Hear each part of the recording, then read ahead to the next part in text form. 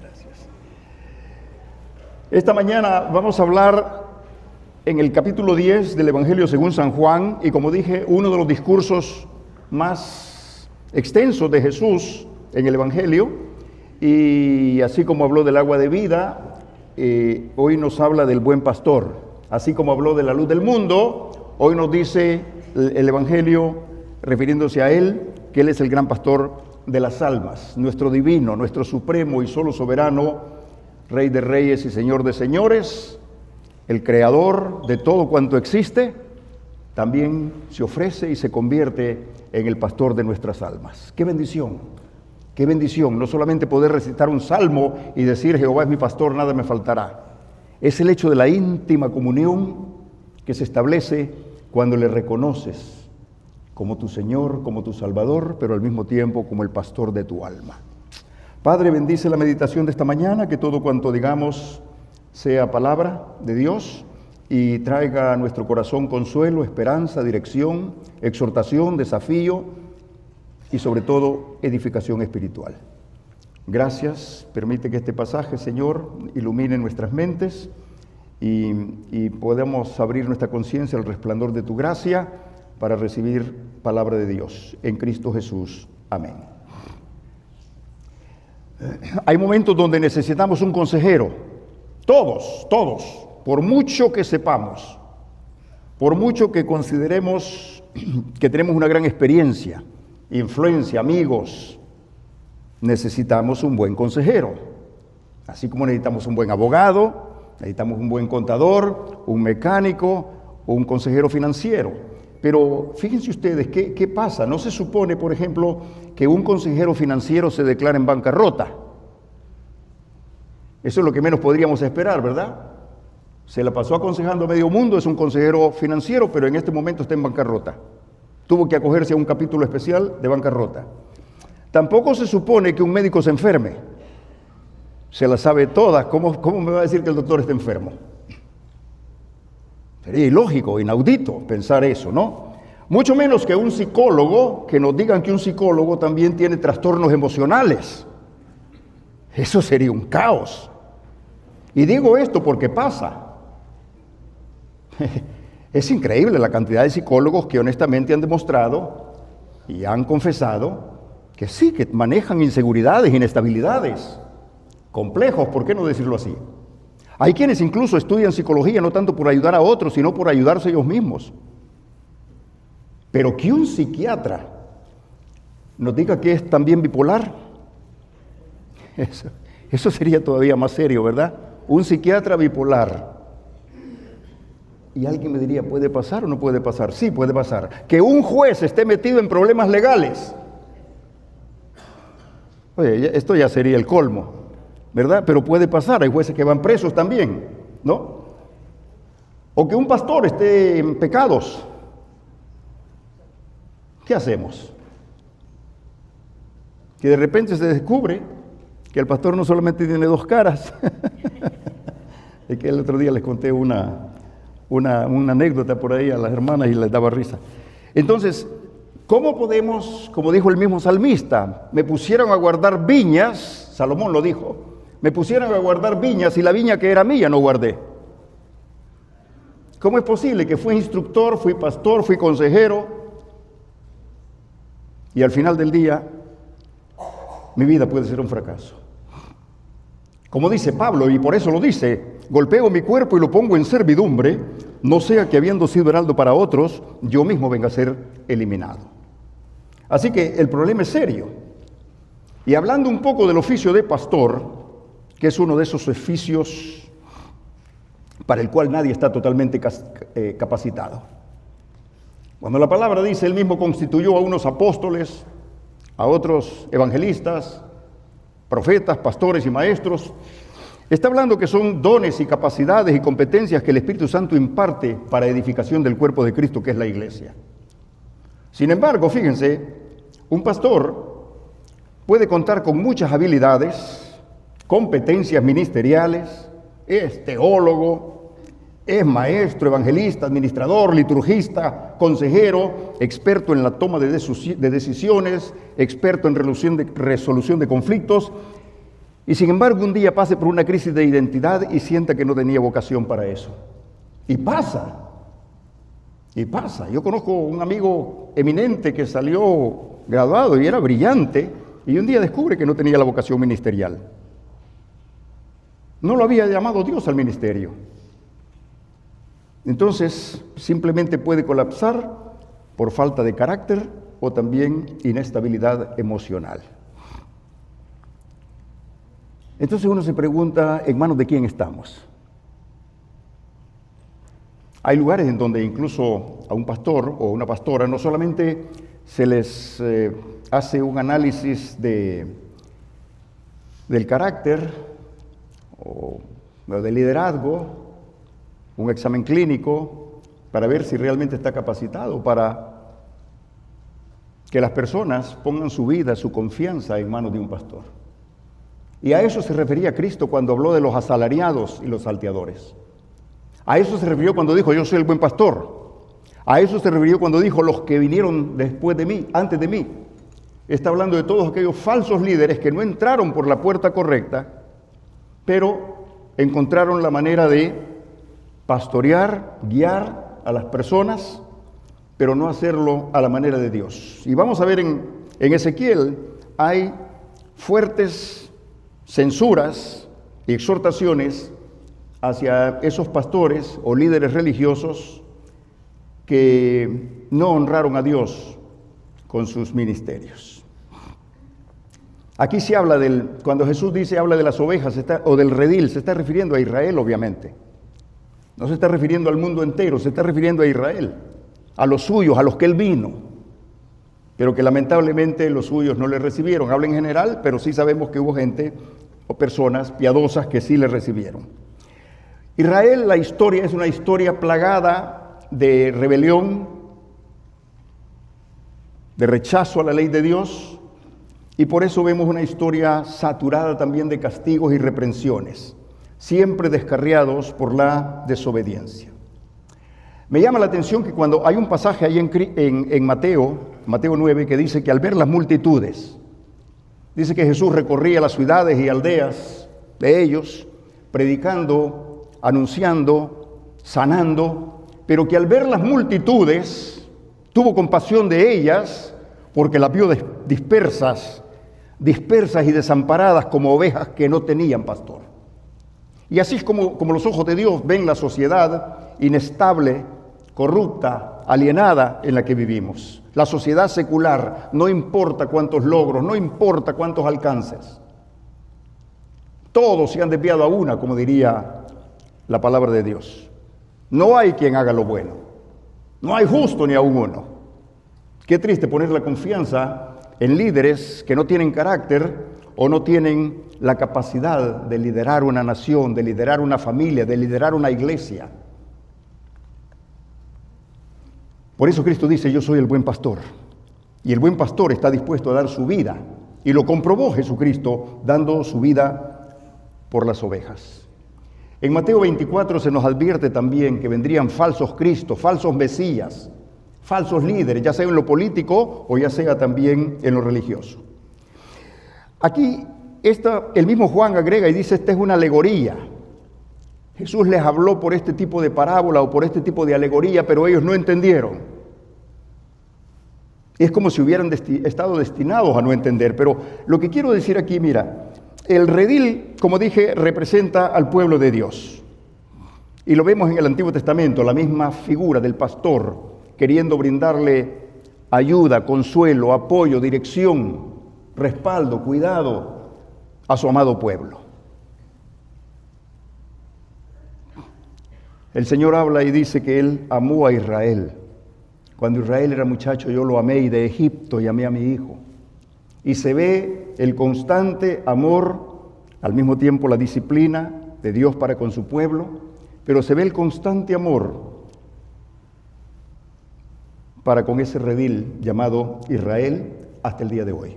Ahora quiero decirles, el ladrón y salteador no se está refiriendo a los profetas de la antigüedad, pero sí se está refiriendo a todos aquellos falsos líderes que vivían para apacentarse a sí mismos, que daban la impresión de santidad, de conocimiento, de que honraban a Dios. Pero como dice a través del profeta Isaías, este pueblo de labios me honra, pero su corazón está lejos de mí. Y aplica más a los líderes, porque eran los que conducían al pueblo por caminos torcidos. La puerta, sin lugar a dudas, aquí la imagen, para nosotros tal vez sea una imagen extraña, porque nunca hemos estado en ese contexto de lo que es la vida pastoral o la vida pastoril. Pero en aquel entonces, todavía hoy en día, pero no como en aquel entonces, en la vida pastoril, el pastor, la figura del pastor, era una figura respetada, muy querida, muy asociada con la cultura del pueblo.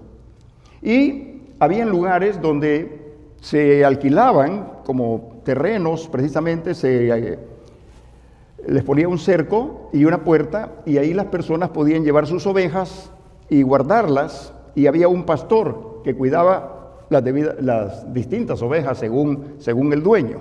Entonces, aquí se habla de una puerta, de un lugar de entrada. Más adelante Jesús él mismo se define como la puerta y también se define como el buen pastor. La puerta es cuando Dios abre el camino, un camino amplio y espacioso a través de Cristo. El que por mí entrare hallará pastos, dice más adelante el Señor. Y aquí se le ha querido dar un montón de nombres a la alegoría y ponerle a cada uno apellidos, pero en realidad la parábola no está tratando de identificar personajes. Lo que la analogía esta está tratando de hacer es describir a Cristo como el auténtico pastor de nuestras almas. Ponerlo en ese lugar amoroso de cuidado para con sus ovejas, para con su rebaño. Habla del portero. Aquí no vamos a decir quién es el portero ni quién es el redil. Algunos le quieren poner nombre y apellido a todo esto. En realidad, mire, si tuviéramos que ponerle nombre, el portero, quizás lo que más se acerca al portero es el Espíritu Santo. Porque el mismo Señor dijo, el Espíritu del Señor está sobre mí y me ha ungido para llevar buenas nuevas. El que nos guía a Cristo, el que nos hace que escuchemos la voz de Dios a través de Cristo. Y no es Juan el Bautista, como han dicho algunos, ni son los profetas anteriores, no. Es el Espíritu Santo el que nos conduce, el que nos lleva al conocimiento de la verdad. ¿Por qué podemos llamar a Dios Padre? Por el Espíritu que nos fue dado. Entonces, el buen pastor, obviamente, es aquel que da su vida por las ovejas, y en este caso, directamente, es Cristo Jesús. Verso 1 dice, de cierto os digo, Juan 10:1, el que no entra por la puerta en el redil de las ovejas, sino que sube por otra parte, ese es ladrón y salteador. Mas el que entra por la puerta, el pastor de las ovejas es. Las credenciales de Jesús estaban claras y eran contundentes para referirse a Él, no solo como el Mesías, que había cumplido todos los requisitos mesiánicos y había cumplido todas las profecías, sino como el Hijo de Dios, que había hecho obras para que por medio de las obras le pudieran creer. Hay un momento donde Cristo les dice, bueno, si no creen en mi persona, crean por lo menos en las obras que yo hago. Si me van a apedrear, díganme por cuál obra me van a apedrear. Porque lo que yo he hecho es representarles a Dios, hablarles de a Dios, reflejarles a Dios, y no les podía decir otra cosa más que la verdad. Y le dicen, hay un momento, no, es que no te estamos apedreando ni nos queremos deshacer de ti por las obras que haces, sino porque te haces pasar por Dios.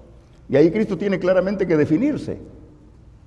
Y dice, el que a mí viene, o el que me sigue, hallará pastos y hallará la vida eterna. El verso 3 dice, a este abre el portero y las ovejas oyen su voz y a sus ovejas llama por nombre y las saca. Y las saca. De hecho, fíjense que la palabra iglesia es una palabra interesante que no la encontramos en el Antiguo Testamento. La palabra iglesia, que procede de un vocablo original en el cual la Biblia fue escrita, el Nuevo Testamento, el griego, es eclesía. Y eclesía básicamente es convocados, llamados a salir. Realmente la palabra se compone de esos vocablos y dice llamados en Cristo Jesús, llamados por el Señor. Era la palabra que usaban para hacer una convocatoria en donde eran llamados a salir para formar una asamblea. Y aunque el verso no está hablando aquí de la iglesia, pero sí está hablando, dice, la saca. oyen su voz y Él la llama por nombre. Ahí se ve la intimidad, la comunión que hay con Dios y Cristo a través de Cristo, y la saca. En este caso nos está diciendo de dónde nos ha llamado el Señor. Pedro dice, nos llamó de las tinieblas a su luz admirable. De las tinieblas a su luz admirable. Nos llamó de una vida vieja. Por eso dice Pablo, compórtense como amados de Dios, como hijos de la luz, anden en novedad de vida, representando dignamente al Padre. No vuelvan a la vida anterior. No miren hacia atrás como la mujer de Lot. No anhelen las cosas de Egipto como Israel en el desierto. Vamos hacia adelante, ya hemos salido. Nos llamó de las tinieblas a su luz admirable. Y cuando dice, las ovejas oyen su voz, esto es muy interesante. Solamente a través de Cristo se puede entender correctamente el Salmo 23. Y esto es muy interesante porque escuchar la voz del pastor, escuchar la voz de Dios equivale a haber creído plenamente en Jesucristo. No a medias, sino totalmente. Saber que la palabra que Cristo dijo es palabra de Dios y que Él es Dios en Cristo Jesús. Vino justamente no solo a diferenciar los errores doctrinales o a corregir el espíritu del error, sino que vino a impartirnos vida. Os dio vida a vosotros cuando estabais muertos en vuestros delitos y en vuestros pecados. Si un día pudiéramos tan solo imaginar cómo será ese día cuando escuchemos esa voz, el mismo que dijo, Lázaro, ven fuera. Cuando nos levante de los sepulcros y los entendidos resplandecerán como el firmamento y como estrellas a perpetuidad. Cuando escuchemos la misma voz que le dijo a Lázaro, ven fuera, es la misma voz que nosotros oiremos y los redimidos cantaremos e iremos con el Señor que nos sacó de las tinieblas, de la ignorancia, de la mentira, del engaño, de la condenación. Por eso dice la Biblia, ninguna condenación hay para todos los que están en Cristo. Escuchar la voz del pastor es tener la certidumbre de escuchar la voz de Dios, guiados por las sagradas Escrituras. Por eso dice Pedro, ninguna revelación ha sido traída mediante esfuerzos humanos o revelación humana. Que aparezca por ahí un líder religioso connotado, con carisma y haciendo milagros y resucitando muertos. Por eso, una de las cosas que más falta, y cada vez me convenzo más de eso, en las iglesias es discernimiento. Discernimiento, y por eso dice Juan, probad los espíritus, porque no todos son de Dios. Vendrán falsos cristos, vendrán falsos mesías. Satanás se viste aún como ángel de luz para engañar aún a los escogidos.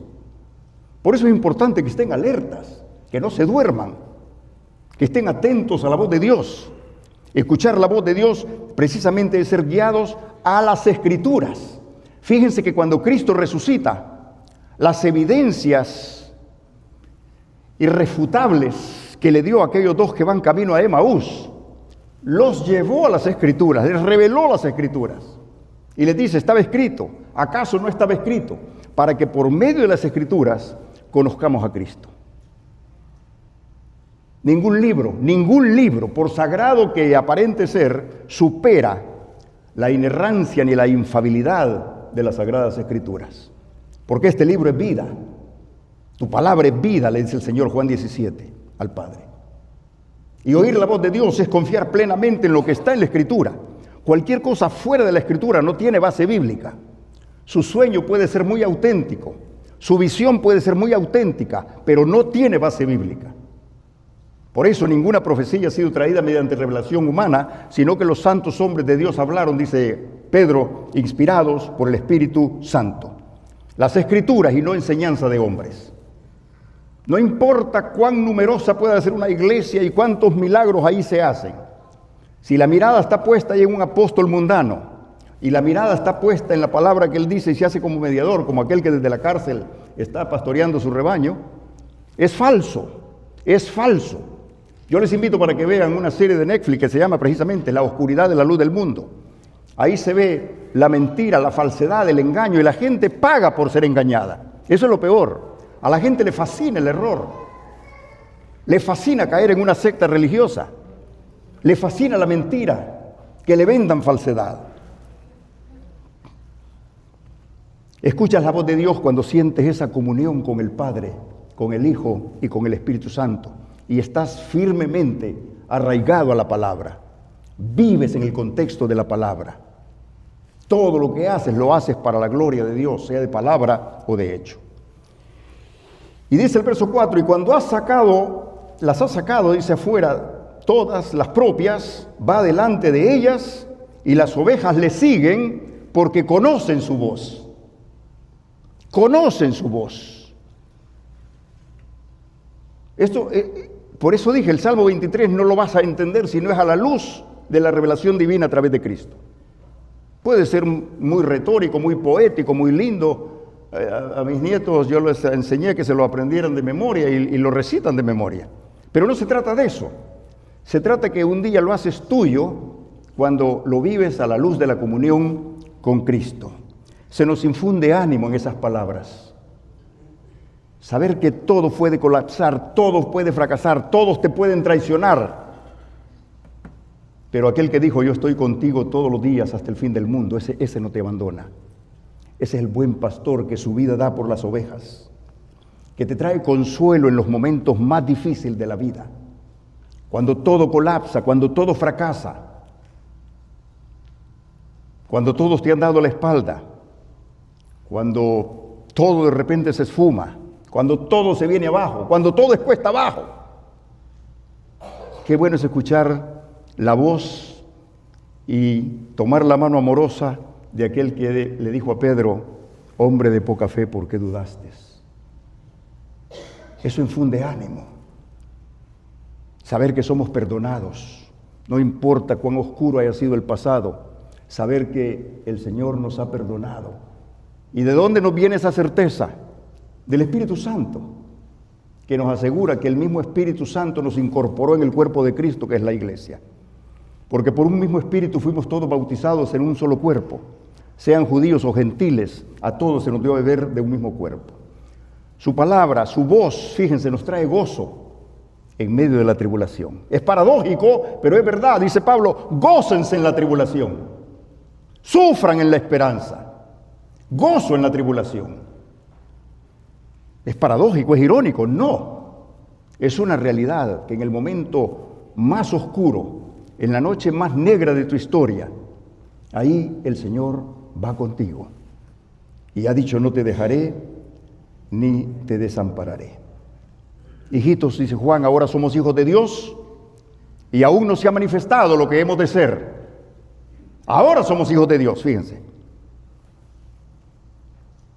Pero sabemos que cuando Él se manifieste seremos semejantes a Él porque le veremos tal como Él es. Y sigue agregando en el verso 5, dice, al extraño no seguirán, sino que huirán de Él, porque no conocen la voz de los extraños. Estaba leyendo el otro día que se hizo un experimento. Parece que un guía muy talentoso, muy ingenioso, vio un pastor cruzando por el desierto, vio un pastor con su rebaño y coincidió con él, hablaron y le dijo, mira, yo quisiera probar una cosa, le dijo, cambiemos de traje, yo te voy a dar mi traje de guía turístico y préstame tu atuendo de pastor. Yo solamente quiero ver si las ovejas me siguen. Y parece que hicieron eso, hicieron una prueba y él se puso exactamente el traje, el turbante, el cayado, las sandalias y le silbaba, la llamaba a las ovejas y las ovejas no respondían. Porque no es el atuendo, es la voz del pastor. Y eso es lo que en el Espíritu aprendemos a escuchar, la voz de Dios, en medio de los momentos más tristes y agónicos de la vida. Un verdadero creyente instruido en la palabra no es engañado por nadie. Conocen la verdad y la verdad les ha liberado. Conocen la palabra de Dios y están plenamente afincados, arraigados, cimentados en la palabra de Dios y absolutamente nadie les puede engañar. Saben distinguir un libro de otro libro. No hacen una ensalada, no hacen una mezcolanza. El otro día leyendo el Corán, es que o soy torpe, pero es que no entiendo ni un tan solo verso del Corán. Lo estaba leyendo solamente para ver qué encontraba. Ahí menciona 50 personajes bíblicos por lo menos. Habla de Jesús, el hijo de María. Es poético, pero Yo no sé si hay que fumar algo para poder entender el Corán, pero no lo entiendo seguro porque no tengo la cultura árabe. Pero es incongruente, está lleno de errores, está saturado de incongruencias y de contradicciones. Y déjenme decirles, es una de las religiones más crecientes en este momento. Atrévase a leerlo y va a ver que no va a encontrar. Ahí va a haber nombres de Moisés, de Abraham, de José y de Jesús, el hijo de María, y el enviado, el apóstol, esto y lo otro. Es como algo que se escribe y se le hace creer a las personas que Dios lo dio y que el único profeta, el verdadero, el más grande es Él, que solo permite tener 4 mujeres, pero Él tuvo 15, Mahoma. Es un disparate, literalmente hablando, un disparate.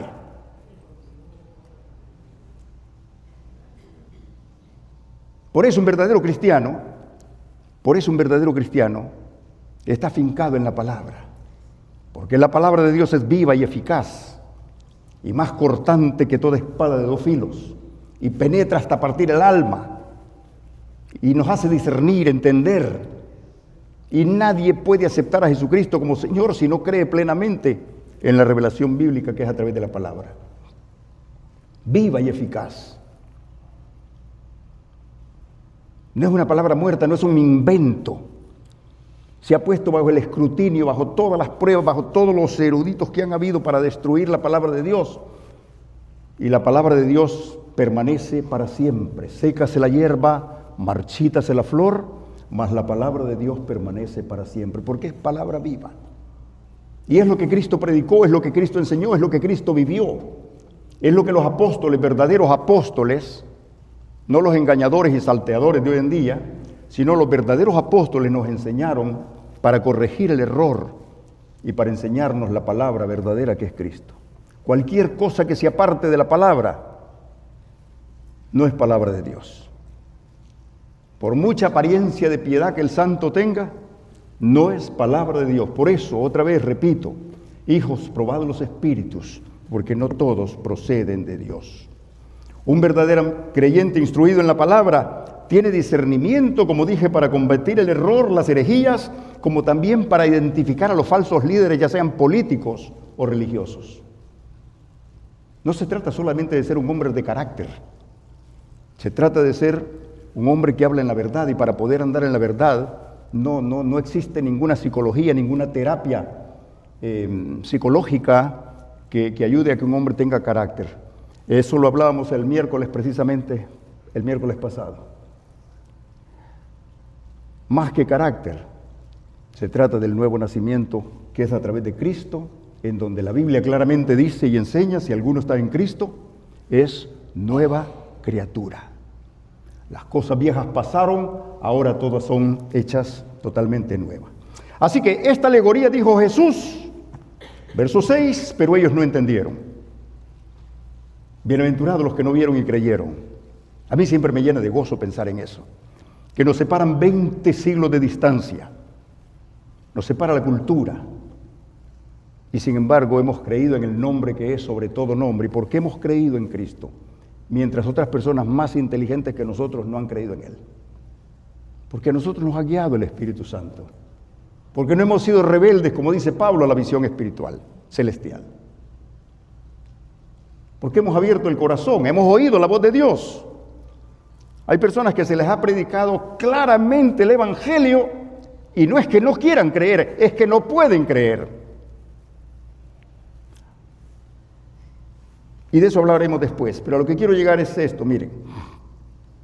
A veces no es el hecho de no entender. Ellos sí entendían.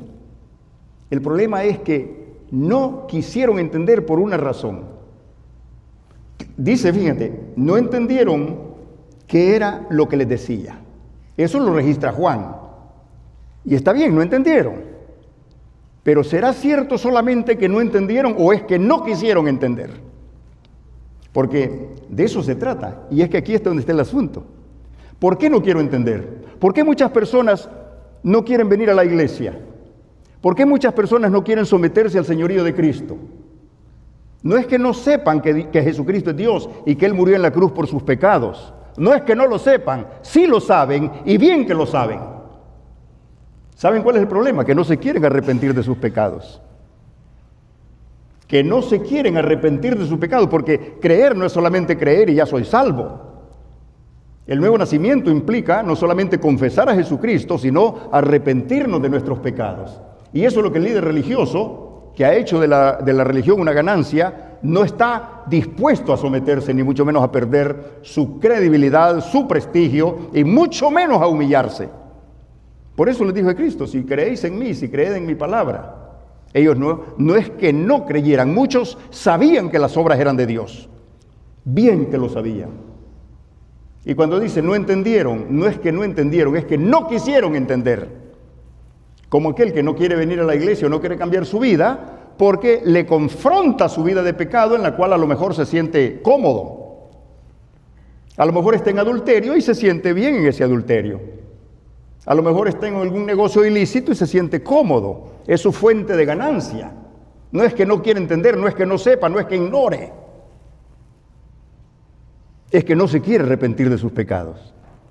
Por eso es que la Biblia dice: tarde o temprano tu pecado te alcanzará.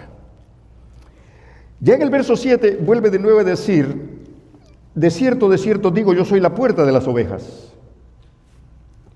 Todos los que antes de mí vinieron, ladrones y salteadores son, pero no los oyeron las ovejas. Verso 9, yo soy la puerta, el que por mí entrare será salvo, y entrará y saldrá y hallará pastos. Fíjense qué interesante esta declaración. El ladrón no viene sino para hurtar y matar y destruir. Yo he venido para que tengan vida y la tengan en abundancia. La vida en abundancia, lógicamente, indiscutiblemente se empieza a vivir aquí, desde el momento en que nuestro corazón está lleno de paz, desde el momento en que el rencor, la amargura y la envidia, el orgullo y todos esos defectos del carácter, que no son otra cosa más que pecado, desaparecen del corazón. Porque la sangre de Cristo nos limpia de todo pecado. De ese momento estamos viviendo la vida abundante. Desde ese momento hemos empezado a vivir la nueva vida en Cristo. Desde el momento en que oímos la voz del pastor que nos conduce, que nos lleva, que nos guía. Y por eso les dije, la idealización del Salmo 23 alcanza su más plena realización en Cristo. El bien y la misericordia me seguirán. El bien y la misericordia, como mi sombra, donde quiera que voy a ver mi sombra. Donde quiera que me pare, si hay luz, voy a ver mi sombra. Y eso es lo que me sigue. Como mi sombra me sigue todos los días, así me sigue el bien y la misericordia.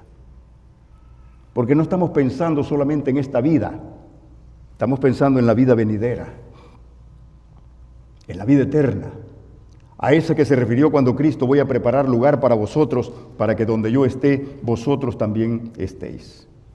Yo soy el buen pastor, y el buen pastor, dice aquí, su vida da por las ovejas. Y lo demostró muriendo en la cruz del Calvario por nosotros.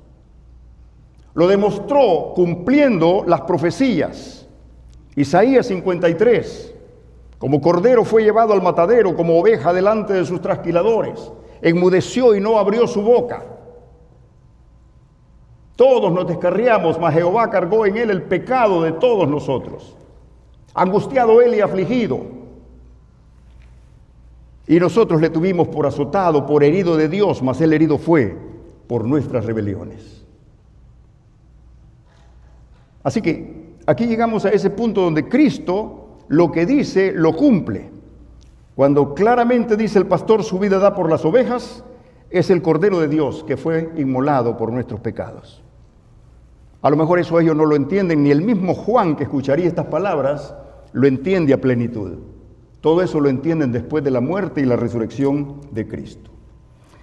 Así que hay otro pasaje que nos llama la atención. Sería lindo poder ir verso a verso con este pasaje, pero vamos a ver los más relevantes. Y dice el 14: yo soy el buen pastor, conozco mis ovejas y las mías me conocen. Pero en el verso 16 también dice: tengo otras ovejas que no son de este redil. Aquellas también debo traer, y oirán mi voz, y habrá un rebaño y un pastor. Esos que se la pasan estudiando las constelaciones y que dicen que hay vida en otro planeta, seguro que hay. pero dicen que a esas ovejas se refiere y que el otro planeta y cuando haya reconciliado el universo entero. Aquí las otras ovejas son los gentiles. Estamos hablando del redil. El redil es Israel, a los suyos que él vino. Pero más adelante, la oferta de paz, el anuncio de las buenas nuevas, va a ser para todo el mundo. Porque en Juan 3:16 ya se prefigura cuando dice: de tal manera amó Dios al mundo. Pero a ese mundo no le ha llegado todavía el Evangelio en aquel entonces. Tiene que partir de Jerusalén la buena nueva, salir la voz. Los atalayas que irían por todas partes pregonando y diciendo que en Jesucristo hay salvación. Y el Evangelio es poder de Dios para salvación de todo aquel que cree. Judíos, gentiles, pobres, ricos, todas las razas, todos los pueblos, todas las etnias, vendrán y se congregarán. Y un pastor, un niño, los pastoreará, dice Isaías. Pensando que ese que nació en Belén de la manera más insignificante, de ti me nacerá, dice. Pero tú, Belén, pequeña para estar entre las familias de las tribus de Judá, de ti me saldrá el libertador, el que pastoreará a Israel. Y aquí está hablando de las otras ovejas, que indiscutiblemente se refiere a esa inclusión de judíos y gentiles, como dice Pablo a los Efesios: ustedes en otro tiempo no eran pueblo, estaban alejados de Dios, ajenos a los pactos, sin Dios, sin esperanza en el mundo, pero ahora, dice, ahora habéis sido hechos cercanos por la sangre de Jesucristo. Vosotros que en otro tiempo no erais pueblo.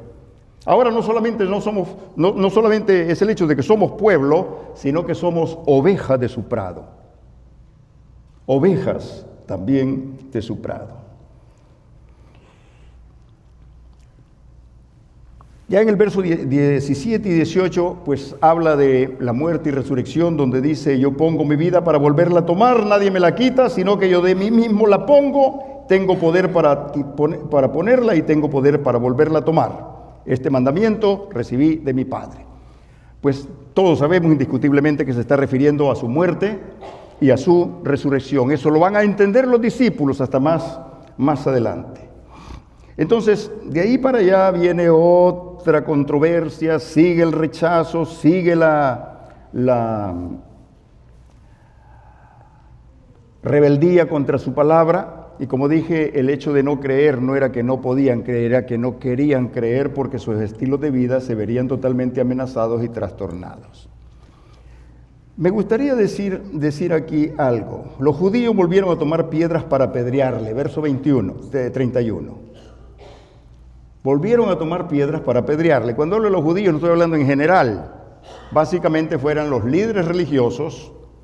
Pero sí quiero decirles algo muy interesante. Miren.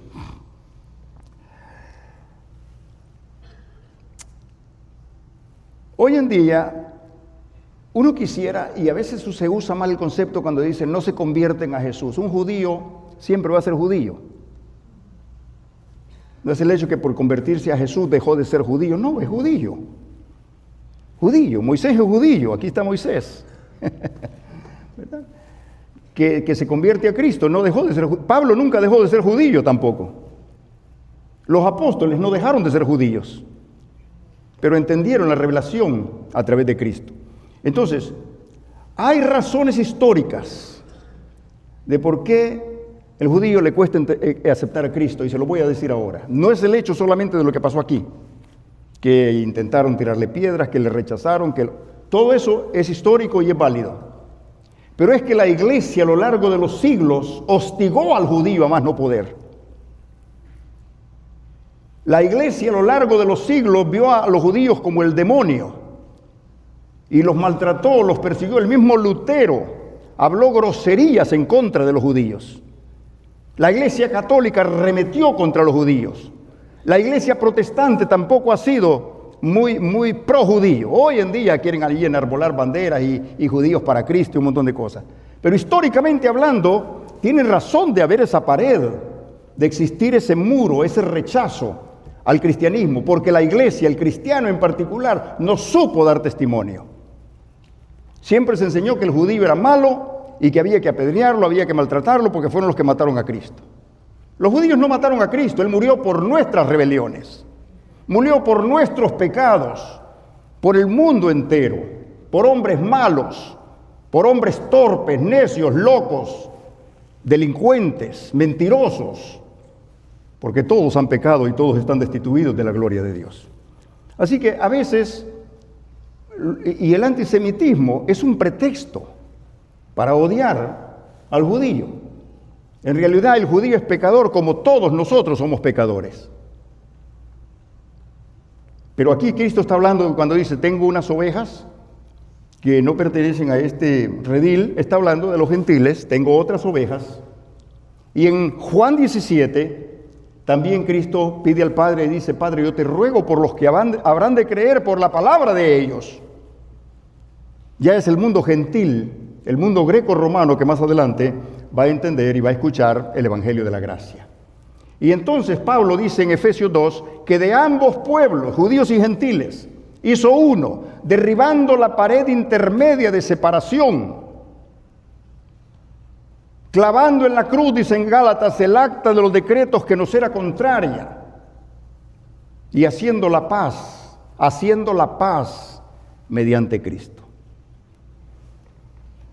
La gran sorpresa que nos llevaremos es que todo el que invocar el nombre de Dios será salvo. Y ahí entran judíos y no gentiles, judíos y gentiles, musulmanes que se conviertan a Dios de todo corazón, palestinos, católicos, evangélicos que también, porque hay muchos evangélicos que no es redimido, son evangélicos. Acuérdense, en las iglesias siempre debería de haber un rótulo que diga, aquí no están todos los que son, ni están todos los que están. Ni están todos los que son, ni son todos los que están. Porque es la verdad. Hay muchos, porque acuérdense, no todo el que me dice Señor, Señor entrará en el reino de los cielos. Entonces, termina la palabra, el verso 35, donde dice, si llamó a aquellos dioses, eso lo voy a explicar en el estudio bíblico del miércoles. Si les interesa pueden venir, verso 34. A lo que voy y con lo que quiero concluir. Dice verso 41. Se fue, verso 40, y se fue de nuevo al otro lado del Jordán, al lugar donde primero había estado bautizando Juan, y se quedó allí. Se calcula que estuvo por lo menos 3 meses antes, pues aquí ya nos estamos acercando a lo que llamamos la Semana de la Pasión. Muchos venían a él y decían, Juan a la verdad ninguna señal hizo, pero todo lo que Juan dijo de éste era verdad. Y muchos, dice el verso 42, muchos creyeron en él ahí. Muchos creyeron. Obviamente creyeron por las señales, creyeron por las palabras, creyeron porque el Espíritu Santo les llevó a ver esa maravillosa persona, el carácter, la humildad de Cristo, la verdadera espiritualidad estaba en él, el reflejo de la gloria de Dios estaba en él, y muchos, dice, creyeron. Y eso es lo interesante, hermanos. La plena seguridad de haber creído en el nombre que es sobre todo nombre. La plena seguridad de saber que el Señor es mi pastor y nada, absolutamente nada, me faltará. Cada detalle del Salmo 23, usted lo puede aplicar a su vida, encontrando el perdón, la aceptación, la liberación que a través de Cristo hemos encontrado, el alimento espiritual que es su palabra, sus promesas, la comunión con el Espíritu Santo, la protección que tenemos en Él. El que sea mi pastor no quiere decir que todos mis problemas están resueltos. El que sea mi pastor no quiere decir que nunca me voy a enfermar o nunca me voy a morir. Cuando el salmista dice, nada me faltará, está hablando, bueno, en esta vida estoy satisfecho, mi copa está rebosando. Y como dice Pablo, he aprendido a contentarme cualquiera que sea mi situación. Tengo la capacidad de estar contento en la abundancia y tengo la capacidad de estar contento en la escasez. Todo lo puedo en Cristo que me fortalece. Aquí el salmista está mirando mucho, pero mucho más allá de la vida material. Y ve la vida eterna. En la casa del Señor moraré por largos días. La traducción es para siempre. en la casa del Señor. Aunque ande en valle de sombra de muerte, no temo mal alguno. Si vivimos para el Señor, vivimos, y si morimos para el Señor, morimos, sea que vivamos o muramos, somos del Señor. Si Dios no me quiere responder, Él es el soberano, Él es el Señor, Él es el dueño. Y si no me quiere responder, por algo será, pero sí, solamente sé que los que a Dios aman, todo obra para bien. Y que lo que hoy no lo entiendo, un día lo voy a entender de una manera perfecta y voy a vivir para darle la honra y la gloria siempre a Él. El Dios de nuestro Señor Jesucristo, el gran pastor de las ovejas, os haga aptos en toda obra buena, para que hagáis su voluntad, haciendo Él en vosotros lo que es agradable delante de Él por Jesucristo, a quien sea la honra y la gloria por los siglos de los siglos. Amén.